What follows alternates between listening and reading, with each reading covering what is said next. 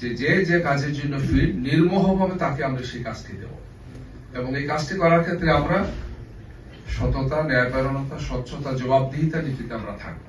আমার ধারণা এক্সিস্টিং আমাদের যে প্ল্যান, আমাদের যে সম্পদ, সেটা দিয়ে আমরা আরো বেটার একটা বাংলাদেশ তৈরি করতে পারবো ইনশাআল্লাহ।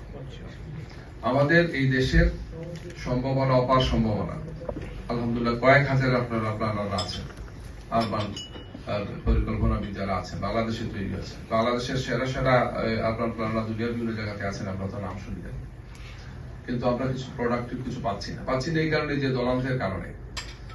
আরবাকান সাহেব সম্ভবত আমি 22 বা 23 গেলাম তার ইলেকশনের আগে, বিভিন্ন দেশে টার্কিশ যারা এক্সপার্টরা তাদেরকে আহ্বান জানালেন দেশে আসার জন্য। 3 থেকে 3,500 এক্সপার্টরা দেশে আসলেন, এসে তাদেরকে কাজ দিলেন এবং তাদের কাজের যে আউটপুটটা সেটা নিয়ে তিনি কামাল আতাতুর্ক এয়ারপোর্ট যেটা ছিল, তারা এয়ারপোর্ট চেঞ্জ করেছে আপনারা, সেই এয়ারপোর্টে মাস 2-1 পরে 3 মাস এটা করলেন, ডিসপ্লে করলেন। লক্ষ লক্ষ তরুণ যুবককে দেখলো যে আমার দেশের বিজ্ঞানীরা, চিন্তাবিদরা, যারা এক্সপার্টরা কি তৈরি করেছেন, দেশকে কোথায় নিয়ে গিয়েছে। তো আমরা এই সাহস করি না, করবো না এই কারণে যে আমার দলের যেহেতু না তিনি সুবিধা তিনি আমাকে দেবেন, এই সমস্ত কারণে আমাদেরকে এগুলো থেকে বেরিয়ে আসতে হবে।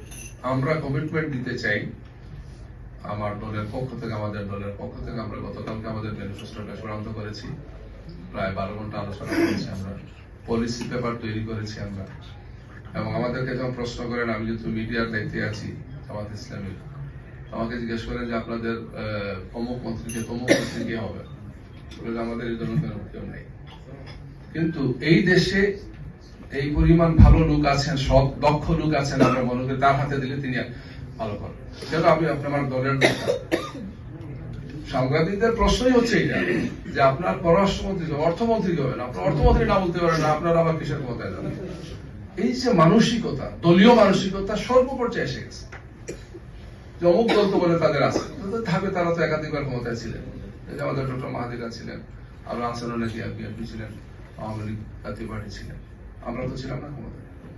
এই দেশে সৎ দক্ষ মানুষের তো অভাব নেই, আমরা সেই মানুষটাকে দেবো ইনশাআল্লাহ।